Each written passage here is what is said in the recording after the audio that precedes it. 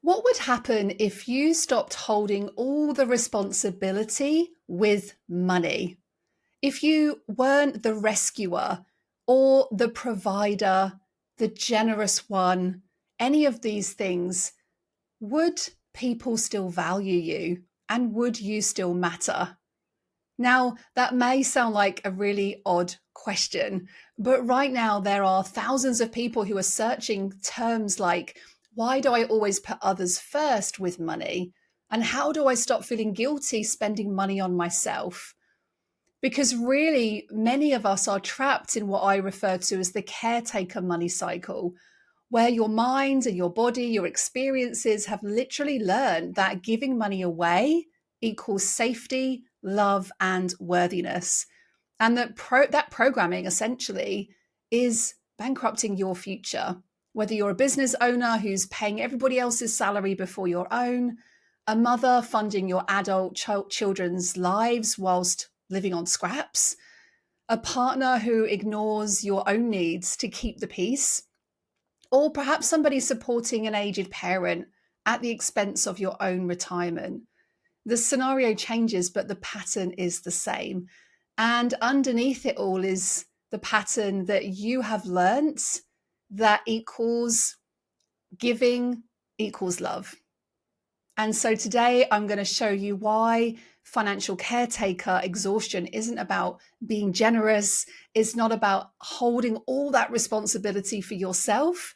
And I'm going to give you a emotional toolkit exercise to help you to break free from these cycles and some practical steps as well. This is episode 9 of the Breaking Money Cycle series.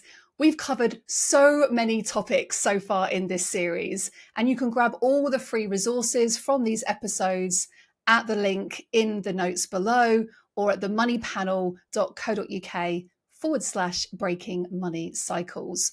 You'll find in there the 3-zone self-assessment, looking at your relationship with money, a beautiful heart breathing audio to regulate your nervous system to feel safe around money, the financial courage checklist, a monthly money date template, and a bunch more. But today we're going to be diving into why is it that overgiving with money isn't actually just about generosity. It's a real survival pattern, and why learning to prioritize yourself financially isn't selfish. Now, I understand the heavy weight of financial responsibility. Just a few short years ago, I remember working with a lady called Sarah, and she had received a pretty significant inheritance from the passing of her grandmother. It was around £200,000, money that really could have changed her life, set her up for retirement, created a lot of safety and security for her own family. And within around 12 months of receiving this, it was completely gone. And it wasn't because she had spent it all extravagantly on designer handbags or luxury holidays. In fact, quite the opposite. When we sat down to go through her personal finance, she was literally drowning in so much shame over the decisions that she'd made with this inheritance. She was telling herself that I'm not good with money.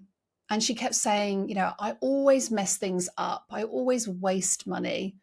And as we dug a little bit deeper, it was really interesting to see that what was underneath this behavior and the feeling of her lived experience was, I can't have love and be independently wealthy. Just let that sink in for a moment. Her mind had literally created this equation that holding money was going to create judgment from other people, that having more than other people meant that she would not be as lovable, and that actually being independently wealthy meant that she would actually be alone. And so every time money would come in, not just with this inheritance, but in other scenarios, she would go into a real state of panic. And the only way to resolve that feeling was to give the money away as quickly as possible, like to anybody, to anything, anyone that needed help. And her adult daughter needed help with a deposit. Her sister needed help with her business. Her friend was really struggling. A charity needed some support. And my client just kept literally saying yes to all of these things, kept giving and giving and giving, and really dispersing this inheritance as quickly as possible, because keeping it for her felt more dangerous than actually losing it. And I remember her sharing that with me, that the only time that she felt safe was actually when money was gone. She didn't have that responsibility anymore, that she had to make those decisions. And it's interesting when we contemplate the question around, like, what would I do if I won the lottery? What would I do with all that money? And it's a good question to sit with for yourself, because if you are in this caretaker kind of enabler overgiving pattern, maybe your first thought is, I'm going to give it away. I'm going to give it to my mum. I'm going to make sure my mum can retire. I'm going to pay my sister's mortgage off. What would you do with that money? And these patterns can be what financial trauma looks like when it meets this kind of caretaker money cycle. And in financial psychology, well, not just financial psychology, actually general psychology, there's something called the drama triangle. Maybe you have heard of this before. And it describes 3 roles that people really unconsciously play in relationships. And the 3 roles are the victim, the persecutor, and the rescuer. You may have heard this in terms of the victim, the martyr, and the rescuer.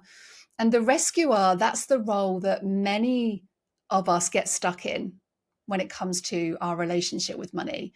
And the rescuer really believes that their worth comes from saving others, from being needed, from giving more than they actually have.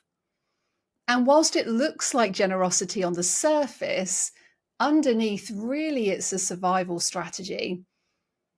Because if you're the one that everybody needs, then you won't be alone. And if you're the one solving everybody's problems, well, then you won't be rejected. And if you're the generous one, then you're never seen to be the bad guy. And so your minds, your body, your experiences have taught you that your value is placed in your usefulness with money to others. And the rescuer role feels quite virtuous at times. It's like it's more important to give to others than it is to give to myself. It's better to give than to receive. Because actually, the moment that we stop giving or stop rescuing is the moment that you start to prioritize yourself. And that can feel unsafe. If you're not needed, you're not loved. If you're not giving, you're not good. And so we keep giving, even when it's not serving our own needs. And I see this pattern everywhere, actually, and it shows up in so many different ways. I've seen it for business owners who make money and their focus is on paying their team, their software, their mentors, their coaches. Everyone else gets paid on time without question. And when it comes to paying themselves, suddenly they feel like they have to negotiate or delay, putting themselves last. And I've seen this in business a lot, where sometimes there's not even enough money to pay them as the business owner, because paying yourself feels selfish. And that plays out a lot in the business world. And it also plays out in the family space. How do I stop enabling family members financially becomes a really difficult question when your identity is built on being the provider. I've seen it in partners in relationships where one person feels very loved by giving to the other person's needs. And on the surface, it looks like, how kind, how generous of this person. But underneath, there's a lot of resentment that can build up. I do everything for everyone and no one appreciates me. Maybe you have heard yourself say some of these things, or maybe your partner around the home. And that resentment is kind of the body's way of explaining, I can't carry on doing this. This is not sustainable. But the pattern continues because stopping that pattern feels like you're going to let people down. And I've seen it with generosity, even with people that have worked in my business before. One of my team members used to lend people money, friends, family, colleagues, partners. And she really prided herself on being the generous one. And she was and is a beautiful human being. And when we explored what was happening with her pattern with money, she really admitted that for her, it felt like she was telling herself that she wasn't good with money, and other people were telling her that she wasn't good with money. So by giving it away, she didn't have to prove that to herself. It's like, oh, well, it's gone. Well, I can't fail at managing it because it's not there to manage.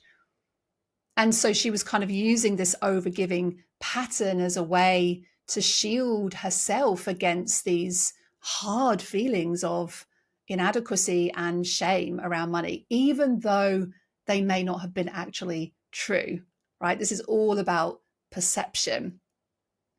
And then there's also a lot of codependency patterns with money where your financial worth is completely linked to somebody else's needs, which means that you can't make a decision without considering how it might affect somebody else. So you can't spend money on yourself without feeling guilty. You can't save for your own future because there's always somebody else who's in more of a crisis than you are. And a few weeks ago, I was doing some research around this pattern, and I read a really interesting snippet on a forum called Reddit. And Reddit is one of those places where people share a lot of questions, sometimes anonymously, and people can then comment on those posts. And it's actually a very valuable site. And this one particular gentleman had written on there that he wanted to share an update on his own financial journey. And he was sharing it from the perspective of somebody who didn't grow up with the luxury of any financial education. And he was part of an African community. And he was explaining how he knew firsthand how money management isn't something that he learned early on. And he was taught to work hard and not always how to make that hard work pay off in the long run. And so he went on to describe that for many of us, the reality hits when we start earning our first paycheck. And he was explaining how in his first job, he earned 1,500 euros and it was gone in less than 2 weeks. No savings, no plan, because he thought that earning money was enough, but without knowing how to manage it. And so he was stuck in these cycles of living paycheck to paycheck. But the interesting part was, he said, and there's another layer, family responsibility. Many of us find ourselves supporting our parents financially because they weren't given the tools or the knowledge to prepare for retirement. And it's a huge weight on my shoulders, trying to manage my own future and taking care of my family's needs. And that is a great example of the caretaker money cycle in action. It wasn't just about managing his own financial life. It was carrying this weight of generational responsibility, the guilt of having more opportunities than his parents had, the pressure of being the one who made it. So now you owe everything to everyone else. And so I thought it was really interesting, especially for the African culture. But it's not just specific to certain cultures or certain communities.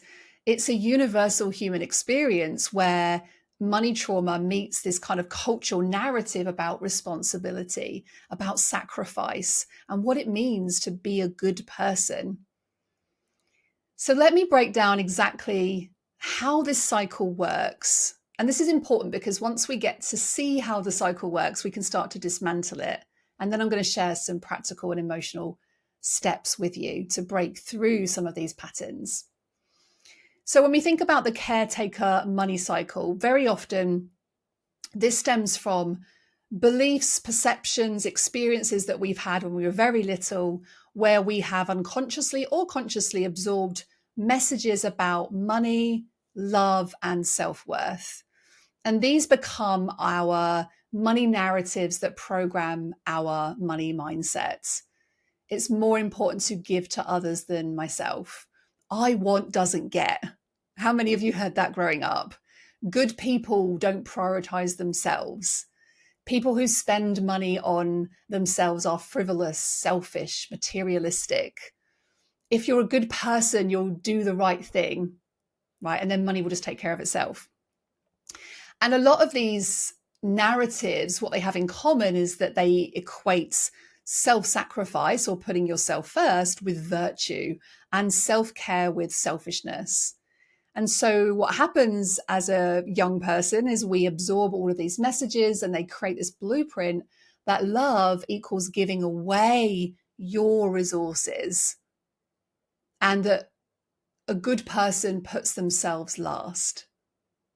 And worthiness is about being needed. And so you can learn that money isn't something that you're allowed to keep for yourself. It's something that you have to prove your goodness to by, first of all, giving it away and taking care of other people and taking on that responsibility. If you've taken my money story types quiz, I'll pop the link in the notes below. We refer to this money pattern as the enabler pattern. And the enabler is a very diligent caretaker of other people, very, very generous with their time, their money.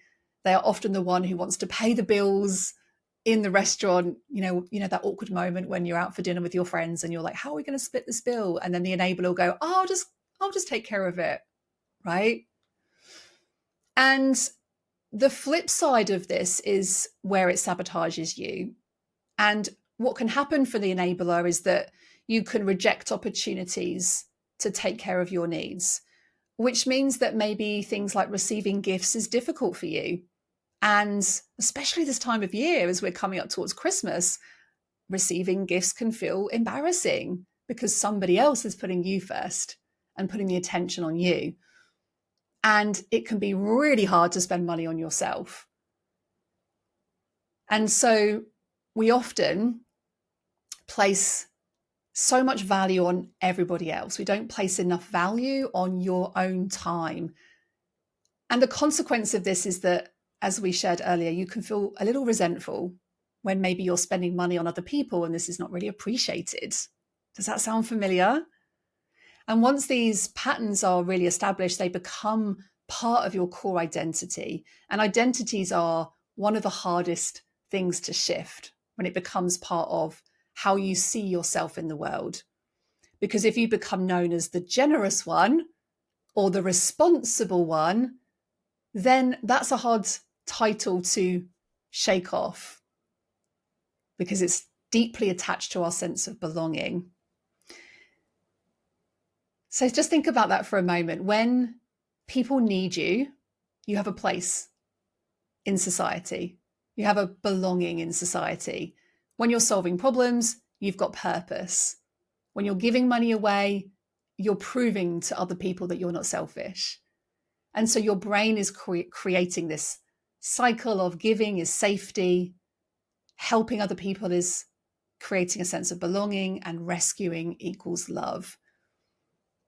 And so the opposite of that feels so terrifying, right? Not giving feels dangerous. Saying no when people ask you for money feels like you're rejecting them. And prioritizing yourself is then that you're abandoning them. And this is why financially putting your needs first feels really hard, because your brain, your body believes that putting yourself first will cost you everything, right? Not just your financial security, but your sense of belonging in the world, your identity in the world. And it's almost like you're abandoning your whole value system, like you've become the bad person that you spent your whole life trying not to be. And I really resonated with, there was a client who I worked with quite recently who said to me, if I stop being the one that everyone can rely on, then who am I? Like, if I'm not the generous one, where's my value? And this was the identity piece. We had to do a lot of identity work because her worth had become so entangled with this giving pattern. And it was really hard for her to kind of separate those two things.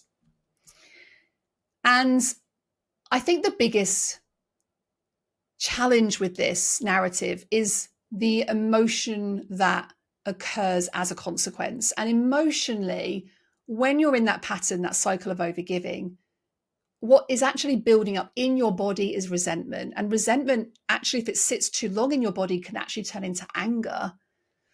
Deep, heavy resentment, feeling underappreciated, taken for granted, feeling used. But you can't say anything because that would make you a bad person. So this resentment sits in your body. It creates more stress, more anxiety, more exhaustion, more anger. Like your needs don't matter. So rationally, we know, but emotionally, that's hard to sit with. And what can also happen as a byproduct of this is we can become codependent, or we can become the person who creates the codependency. So if you are that person who rescues everybody, we can actually become the person who creates that codependent pattern. For example, if you are a parent and your child has had debt from university, or they've come to you because they're in financial difficulties and you've gone, it's fine, we'll sort it out, and you financially rescue them. In that moment, it feels like the right thing to do. And I'm sure if, as a parent myself, I would probably do the same thing, or certainly want to do the same thing. But what happens is that we can end up rescuing somebody, we can create a codependency, and it can actually disempower the person who is receiving that money. And then that can create cycles for them of not feeling good enough themselves. I'm not good with money because mum has had to come in and rescue me. So it's an interesting one to think about as a parent. And what happens when we create these codependency patterns is that people around you have learned that, well, you'll just always rescue them. You'll always say yes. And often, but not always, but often this creates this dynamic where other people then don't develop their own financial resilience because they don't have to. And so I talk about this a lot in my book, It's Not About the Money. Enabling is help that hurts. You think you're supporting other people, but really you're preventing them from developing their own responsible relationship with money. And in doing so, you're keeping everyone stuck, including yourself. So it's an interesting one to observe. And in reality, we all know the expression, like you have to put your oxygen mask on first. They tell you that, don't they, when you fly? And the reality is that you can't give from an empty cup. So how do you break this cycle?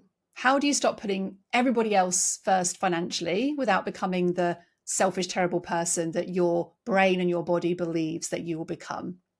Well, first of all, the answer is not in your thinking. You cannot think your way out of this.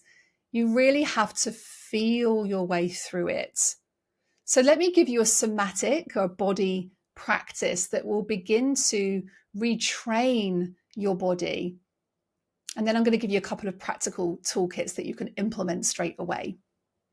So the first one is the somatic process, the body practice. And let me just guide you through this now. So if you are able to find a comfortable seated position, this would be great. If you're not able to and you're on your dog walk or you're driving, it's also perfectly fine to just listen to this process. And if you are walking the dog or driving the car, you can do this with your eyes open. Alternatively, if you are able to find a nice, comfortable space, you can drop your eyes down for this exercise. And as you do so, I want you just to, first of all, just bring a really nice deep breath in and out. So in through your nose and out through your mouth. And as you begin to just bring some awareness into the body, I want you to just notice where in your body you feel this weight of financial responsibility. So when you tune into this energy of giving to other people, where do you feel the weight of this responsibility? Is it in your shoulders, like you're carrying everyone on your back? Perhaps it's in the chest, like a pressure or a tightness. Perhaps it's further down towards your stomach area, like a knot. Maybe it's even in the throat. Maybe you're not able to say what you really want to say. And the purpose of this exercise is just to notice. We're not trying to change it. We're not trying to fix anything. We're just trying to notice. And you can place your hand onto that part of your body and just simply acknowledge that feeling.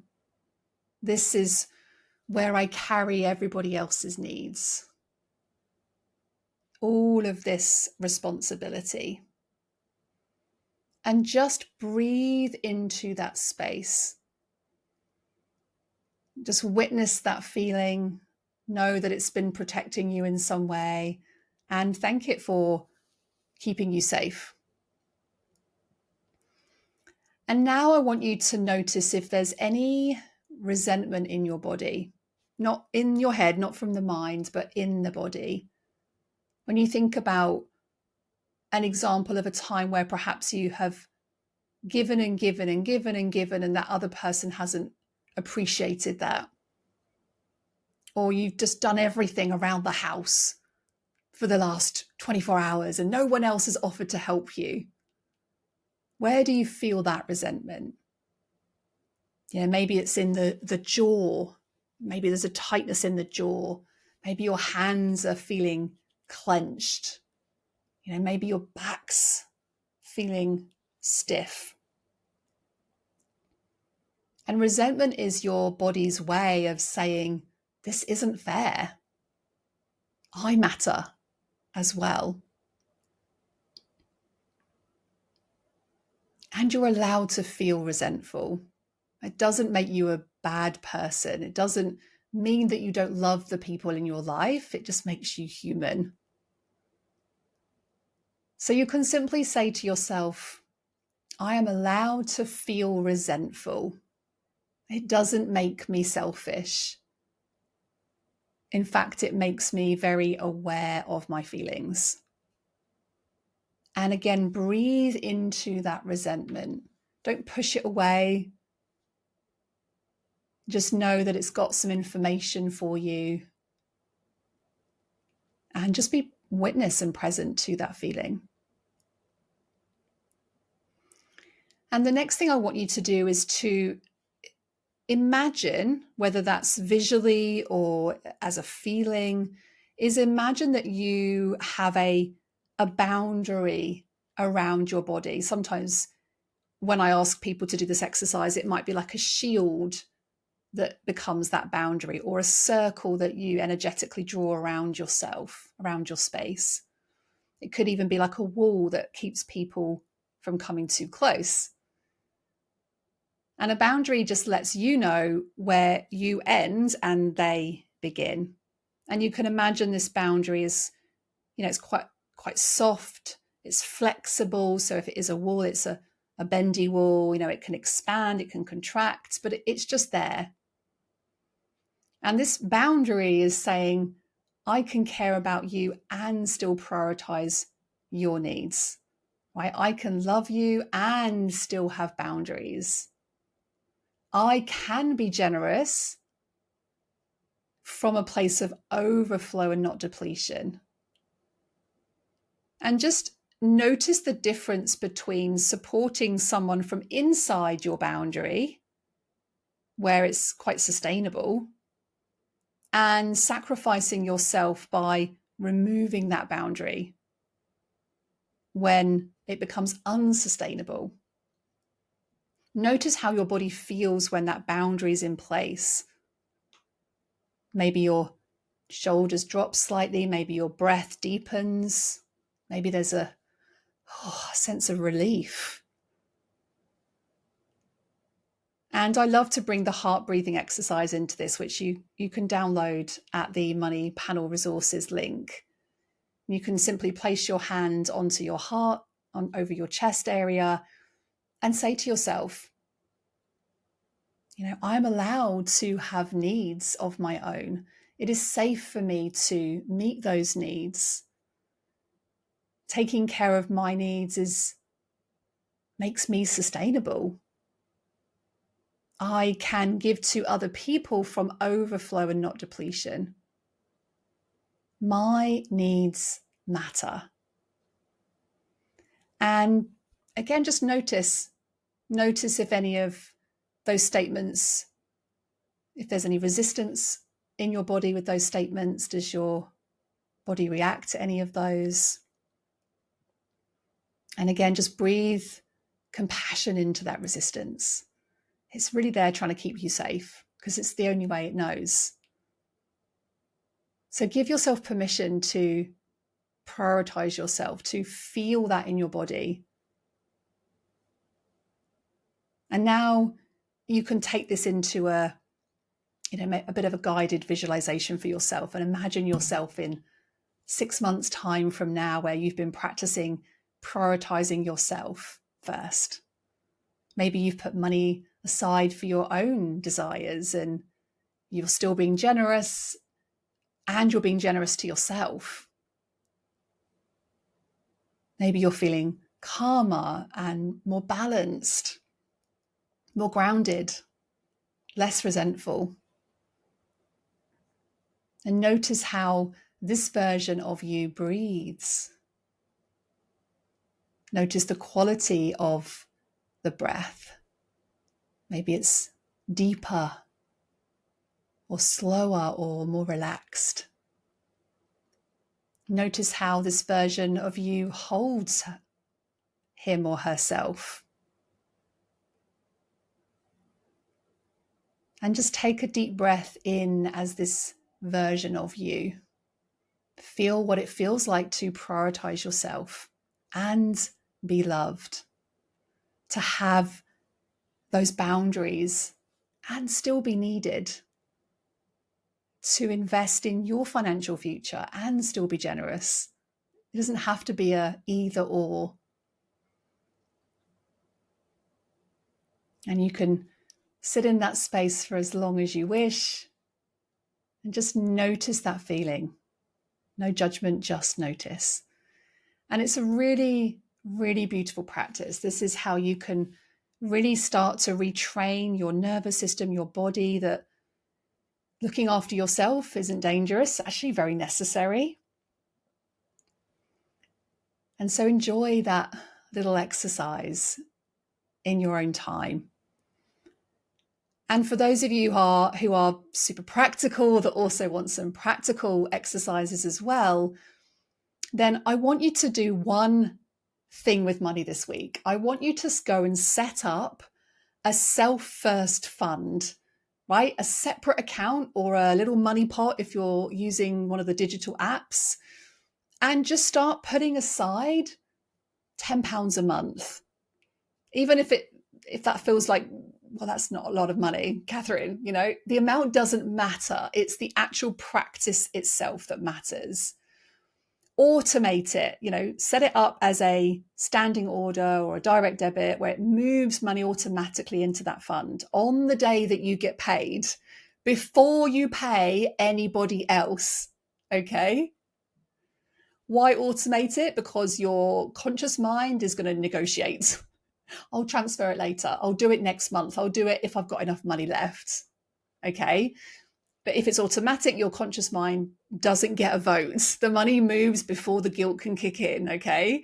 And every time money goes into that account, I want you to bring that into your body if you feel called to experience that shift, and place your hand over your heart and say, I am allowed to take care of myself. This money is for my future, okay? And practice the physical sensation of keeping money for yourself. Notice what comes up when you're holding that money. Notice any feelings, any guilt, any fear, any voices that want to be heard. And breathe through it.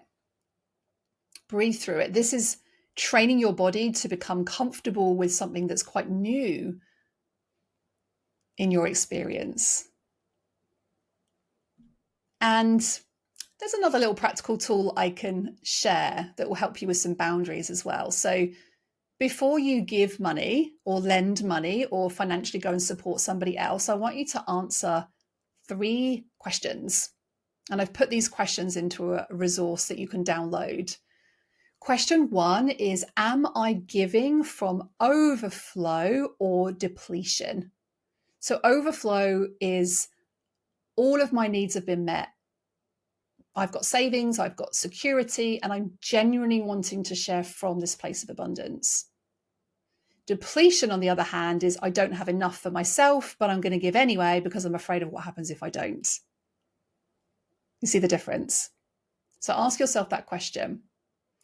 Question 2 I want you to ask yourself is, does this align with my values or my feelings of guilt, anger, resentment, whatever that feeling is for you?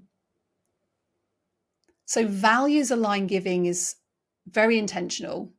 I'm choosing this because it matters to me and I have the resources. Guilt, fear, anger, resentment driven giving feels heavy. It feels obligatory. It feels fearful. I have to do this or I'm a bad person. I can't say no even though I want to. And then the final question is, what am I giving up about myself by saying yes to this? Every time you say yes to somebody else financially, you're saying no to something for yourself. What is it you're saying no to yourself? Are you saying no to your emergency fund? Are you saying no to a more comfortable retirement? Are you saying no to your own business growth? Are you saying no to your ability to work less? Make that trade-off conscious. And you might still choose to give, that's fine, but you're doing it with full awareness, not one of the unconscious choices. And these 3 questions can create this pause between the request or what you are seeing as the need and your response. And in that pause, you can claim choice. Okay.